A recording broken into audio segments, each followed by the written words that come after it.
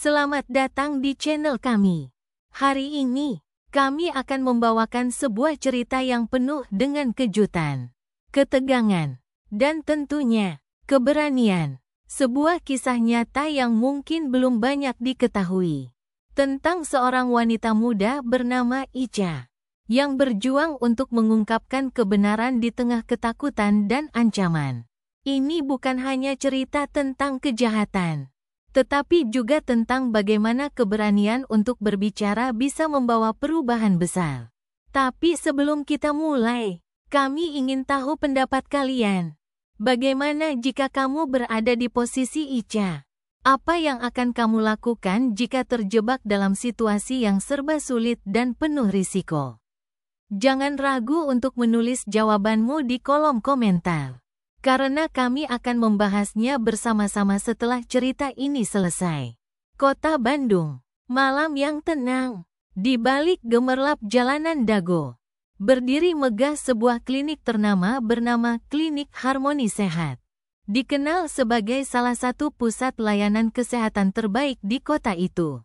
Interiornya modern, steril, dan terkesan sangat profesional. Banyak pasien datang bukan hanya karena kualitas pelayanannya, tapi juga karena reputasi salah satu dokternya. Dr. Priguna, Sep. OG. Dr. Priguna, berusia 42 tahun. Adalah sosok yang sangat dihormati. Berpenampilan rapi, tutur katanya halus, dan selalu murah senyum. Ia dikenal sebagai dokter spesialis kandungan yang sangat berpengalaman. Tak sedikit pasien wanita muda merasa nyaman saat berkonsultasi dengannya. Banyak yang percaya, dia adalah panutan di dunia medis. Namun, tak ada yang tahu, di balik sikap lembutnya tersimpan sesuatu yang kelam. Di sisi lain, kita diperkenalkan pada Ica, gadis 23 tahun. Mahasiswa semester akhir dari salah satu universitas swasta. Ia dikenal ceria, sopan, dan berasal dari keluarga sederhana di kawasan Cimahi. Malam itu, Ica datang ke klinik dengan keluhan nyeri di bagian bawah perut. Ditemani sahabatnya, ia mendaftar dan menunggu di ruang tunggu seperti biasa. Petugas menyebutkan namanya, Ica Nur Aini. Ia pun berjalan masuk ke ruang praktek dokter Priguna, tanpa sedikit pun rasa curiga. Silakan duduk, Dek Ica. Keluhannya apa malam ini? Tanya sang dokter dengan nada ramah. Malam itu, ruang praktek terasa biasa saja. Tidak ada yang aneh. Ica menjelaskan keluhannya dengan polos. Sementara dokter Priguna mendengarkan sambil mencatat. Beberapa menit kemudian, ia meminta Ica untuk berbaring di atas bed periksa. Tenang aja, saya periksa sebentar ya. Standar pemeriksaan aja, biar pasti, ucapnya. Tidak ada perawat di dalam ruangan malam itu. Praktik malam memang cenderung sepi, dan banyak yang menganggapnya situasi normal. Ica, yang masih percaya sepenuhnya, hanya mengangguk pelan. Namun malam itu akan menjadi awal dari sebuah mimpi buruk yang tak pernah ia bayangkan. Ica berbaring di atas bed periksa. Lampu sorot dari atas menerangi wajahnya yang terlihat gelisah. Meski sudah sering berobat, ini pertama kalinya ia melakukan pemeriksaan langsung tanpa kehadiran perawat. Tapi ia berusaha menenangkan diri. Ia masih percaya bahwa Dokter Priguna adalah sosok profesional. Seperti yang selalu digambarkan oleh banyak orang. Tenang aja ya, Ica, ucap Dokter Priguna dengan suara pelan, sambil mengenakan sarung tangan medis. Awalnya ia memeriksa dengan normal, menekan bagian perut, menanyakan titik nyeri, lalu mencatat. Namun setelah beberapa menit, suasana mulai berubah. Tangan dokter itu mulai bergerak lebih dari seharusnya. Sentuhan yang semula terlihat seperti bagian dari prosedur medis, mulai terasa asing. Janggal, tidak wajar. Ica menggigit bibir, merasa tidak nyaman. Ia sempat bergumam pelan. Dok, ini perlu banget ya. Petik 2. Tapi Dokter Priguna hanya tersenyum samar. Iya, sebentar lagi selesai kok. Ini buat memastikan aja. Keringat dingin mulai menetes dari pelipis Ica. Dalam hati ia merasa ada yang salah. Tapi ia bingung harus berbuat apa. Ia sendirian, ruangan tertutup, dan yang ada di depannya adalah seorang dokter terhormat. Seseorang yang dihormati, yang justru kini membuatnya merasa seperti mangsa. Seketika, ada bisikan dalam hati Ica. Ia ingin bangkit, ingin bicara, tapi rasa takut, canggung, dan tidak percaya bahwa ini benar-benar terjadi, membungkam segalanya. Hingga akhirnya, tok, tok, suara ketukan pintu terdengar dari luar. Seorang perawat datang membawa dokumen. Spontan, Dokter Priguna menarik langkah ke belakang dan membuka pintu. Momen itu menyelamatkan Ica. Ia cepat-cepat bangun dan merapikan bajunya. Wajahnya pucat, matanya berkaca-kaca. Tapi ia masih bungkam, masih mencoba mencerna apa yang barusan terjadi. Beberapa menit kemudian, ia keluar dari ruangan. Sahabatnya yang menunggu langsung menyapanya. Kamu kenapa, Ca? Mukamu pucat banget. Ica tidak menjawab, hanya tersenyum kecil. Tapi hatinya berkecamuk. Dan di lorong atas ruangan praktek itu, tanpa ada yang tahu, sebuah kamera CCTV diam-diam merekam semua kejadian di dalam. Setelah kejadian yang mengejutkan di ruang praktek, Ica tidak bisa menahan perasaan gelisah yang terus menghantuinya. Di luar klinik, ia berusaha menyembunyikan kecemasannya, berusaha tetap tenang di hadapan teman-temannya. Namun, di dalam hatinya, perasaan tak nyaman itu terus berputar. Seakan ada yang tak beres. Hari-hari setelahnya berlalu dengan perasaan yang semakin menyesakkan. Ica mencoba untuk melupakan kejadian tersebut. Tapi bayangan sentuhan yang aneh dan sikap dokter yang tidak biasa terus mengganggunya. Ia merasa dirinya dipermainkan. Namun di sisi lain, ia juga merasa terjebak dalam situasi ini. Apakah benar apa yang ia rasakan? Ataukah ia hanya berlebihan? Suatu hari, ketika Ica duduk di kamar kos, ia membuka kembali rekam medisnya. Ada sesuatu yang ganjil. Sebuah catatan yang tampaknya tidak biasa pada pemeriksaan terakhir. Tertulis dengan tangan Dokter Priguna. Kata-kata yang ambigu tentang prosedur yang ia jalani. Ica mulai merasa ada yang disembunyikan darinya. Namun, ia masih bingung apa yang harus dilakukan. Rasa takutnya terus meningkat. Ia takut jika ia mengadu atau melaporkan hal ini, tidak ada yang akan percaya. Bagaimana jika itu semua hanya salah paham?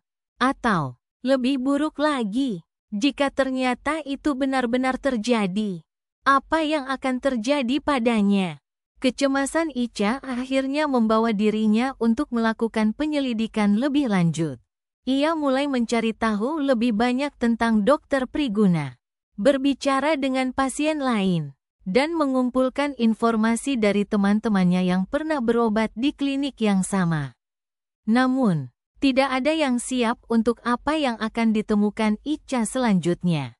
Sebuah rekaman CCTV dari klinik, yang semula ia anggap biasa, mengungkapkan kenyataan yang jauh lebih mengerikan daripada yang ia duga. Tanpa disadari, Ica telah melangkah lebih jauh ke dalam konspirasi yang akan mengubah hidupnya selamanya. Malam itu, Ica merasa ketakutan lebih dari sebelumnya. Setiap detik yang berlalu terasa semakin menegangkan. Ia duduk di meja kerjanya. Matanya terus tertuju pada layar ponsel yang menampilkan hasil pencariannya mengenai Dokter Priguna. Apa yang ia temukan di dunia maya sangat mengganggu. Beberapa laporan dari pasien yang sama sekali tak dikenalnya. Semuanya berbicara tentang kejadian serupa. Kejadian yang merujuk pada tindakan tak terpuji yang dilakukan oleh sang dokter. Icha mulai merasa dirinya tidak sendirian. Di luar sana, ada orang-orang yang mengalami hal yang sama. Namun mereka semua seolah diam, tidak berani bicara. Semua laporan itu menyimpan satu kesamaan. Dokter Priguna, ternyata, ia bukanlah satu-satunya korban. Ketegangan semakin memuncak saat Icha menemukan video rekaman CCTV yang tersembunyi di balik sistem keamanan klinik. Awalnya, Icha hanya ingin memeriksa apakah rekaman yang ia lihat sebelumnya benar adanya. Namun, ketika video itu diputar, pandangannya berubah. Di layar ponsel, jelas terlihat Dokter Priguna sedang melakukan tindakan yang tak seharusnya dengan seorang pasien lain yang tampaknya tak sadar. Kejadian itu berlangsung di ruang praktek yang sama dengan tempat Icha dirawat beberapa waktu lalu. Jantung Icha berdegup kencang. Ia terhuyung, hampir jatuh dari kursi. Ketakutan bercampur dengan perasaan ngeri yang luar biasa. Ini bukanlah salah paham. Ini adalah kenyataan yang lebih mengerikan dari yang ia bayangkan. Ia bisa melihat dengan jelas apa yang terjadi di dalam rekaman itu. Dan ia tahu ini adalah kesempatan untuk menghentikan semuanya. Namun, Icha juga tahu bahwa melapor berarti berhadapan dengan risiko besar. Tidak hanya nama baik Dokter Priguna yang dipertaruhkan, tetapi juga kredibilitas dirinya. Akankah orang percaya padanya? Atau ia hanya akan dipandang sebagai seorang yang berlebihan? Dengan perasaan bingung dan cemas, Icha tahu satu hal pasti. Dia harus bertindak. Namun, tindakan itu mungkin akan mengubah hidupnya untuk selamanya. Keputusan Icha untuk melapor bukanlah keputusan yang mudah. Namun, setelah memikirkan dengan matang, ia tahu bahwa ini adalah langkah yang harus diambil. Meskipun banyak risiko yang mengintai. Malam itu, dengan tangan gemetar, Icha mengirimkan bukti yang ia temukan kepada pihak berwajib. Rekaman CCTV, laporan dari beberapa pasien, serta informasi yang ia kumpulkan dengan hati-hati. Semuanya ia serahkan, berharap ini cukup untuk membuka mata banyak orang. Keesokan harinya, kabar tentang Dokter Priguna mulai menyebar. Klinik tempat ia bekerja ditutup sementara, dan pihak berwenang mulai melakukan penyelidikan lebih lanjut. Icha merasa cemas, namun di sisi lain, ia juga merasa lega karena telah mengambil langkah besar untuk mengungkap kebenaran. Namun, apa yang terjadi setelahnya cukup mengejutkan. Berita tentang Dokter Priguna tidak hanya menyebar di media sosial, tetapi juga di berbagai stasiun televisi. Rekaman CCTV yang semula hanya dimiliki Icha, kini menjadi konsumsi publik. Kasus ini menjadi viral, dan banyak orang mulai menyuarakan keprihatinan mereka tentang tindakan tidak terpuji yang dilakukan dokter yang sempat dipercaya oleh banyak orang. Dalam proses penyelidikan, terungkap bahwa ini bukanlah pertama kalinya tindakan cabul itu terjadi. Ada lebih banyak korban yang akhirnya berani mengungkapkan apa yang mereka alami setelah melihat bukti yang beredar. Namun, Icha merasa berat. Meskipun ia merasa lega melihat keadilan mulai ditegakkan, rasa bersalah dan ketakutan masih menghantuinya. Ia tahu hidupnya akan berubah selamanya. Dokter Priguna akhirnya ditangkap dan dijatuhi hukuman berat. Sementara Icha berusaha untuk kembali menjalani kehidupannya yang kini penuh dengan sorotan media. Ia merasa terkadang seperti kehilangan sebagian dari dirinya. Namun ia tahu bahwa tindakan yang ia ambil adalah sesuatu yang benar. Meski begitu, luka dan trauma yang ditinggalkan oleh kejadian itu takkan hilang dalam waktu singkat. Namun, Icha belajar bahwa keberanian untuk berbicara, meskipun sulit, akan membawa perubahan yang nyata. Ia mungkin bukan satu-satunya korban, tetapi keberaniannya memberi harapan bagi banyak orang lainnya. Setelah pertempuran panjang, Icha akhirnya dapat merasakan sedikit kedamaian. Dunia yang sebelumnya dipenuhi ketakutan dan kecemasan mulai menunjukkan sisi yang lebih terang. Meskipun ia harus menghadapi berbagai sorotan media dan tekanan sosial, Icha menyadari bahwa apa yang telah ia lakukan adalah keputusan yang benar. Ia berani menghadapi kenyataan yang pahit demi kebaikan orang banyak. Penyelidikan yang berujung pada penangkapan Dr. Priguna, yang dianggap telah menyalahgunakan kepercayaan pasiennya, akhirnya memberi harapan bagi korban-korban lain yang sebelumnya tidak berani berbicara. Keputusan Icha untuk melapor bukan hanya menyelamatkan dirinya, tetapi juga membuka jalan bagi banyak orang untuk mendapatkan keadilan. Namun, meskipun dunia luar tampaknya mulai tenang, Icha tahu bahwa luka batinnya tidak akan sembuh dalam semalam. Ia masih merasa cemas dan kadang merasa bersalah. Tapi perlahan ia belajar untuk menerima kenyataan dan melangkah maju. Ia belajar bahwa keberanian untuk menghadapi kebenaran adalah langkah pertama untuk menyembuhkan diri sendiri dan orang lain. Dari cerita ini, kita bisa mengambil hikmah yang mendalam. Keberanian Icha dalam menghadapi ketidakadilan dan ketakutannya untuk melaporkan tindakan cabul yang dialaminya menunjukkan betapa pentingnya prinsip kejujuran dan keadilan. Ini mengingatkan kita akan nilai-nilai yang diajarkan dalam Al-Quran, terutama dalam hal berbicara kebenaran meskipun sulit. Allah SWT berfirman dalam surah Al-Ahzab, ayat 70-71. Wahai orang-orang yang beriman, bertakwalah kepada Allah dan ucapkanlah perkataan yang benar. Niscaya Allah akan memperbaiki amal-amalmu dan mengampuni dosamu. Dan barang siapa yang taat kepada Allah dan Rasul-Nya, maka sesungguhnya ia telah mendapat kemenangan yang besar. Surah Al-Ahzab 70-71. Ayat ini mengajarkan kita tentang pentingnya berkata benar dan jujur. Meskipun dalam situasi yang penuh risiko, Icha memilih untuk berbicara, walaupun ia tahu bahwa langkah itu akan membawa banyak tantangan.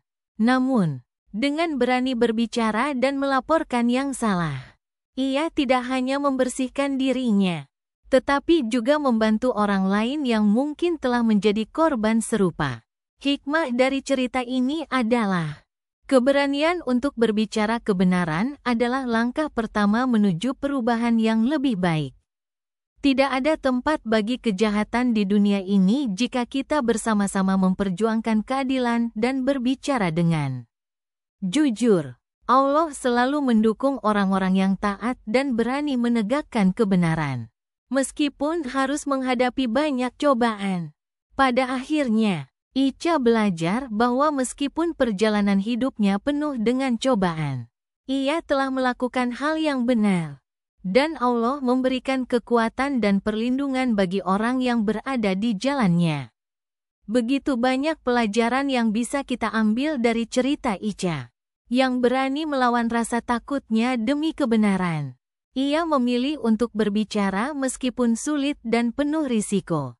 Ini adalah pengingat bagi kita semua bahwa keberanian untuk melawan ketidakadilan bisa membawa perubahan yang besar. Tidak hanya untuk diri kita, tetapi juga untuk orang lain. Namun, perjalanan Icha tidak selesai begitu saja. Proses penyembuhan dan keadilan itu berjalan pelan. Dan banyak dari kita mungkin juga menghadapi situasi yang serupa, di mana berbicara kebenaran terasa begitu berat. Bagaimana menurut kamu? Apa pendapatmu tentang tindakan Icha? Jika kamu terinspirasi dengan cerita ini, berikan like dan share kepada teman-temanmu. Jangan lupa untuk berlangganan, agar kamu tidak ketinggalan cerita-cerita menarik lainnya.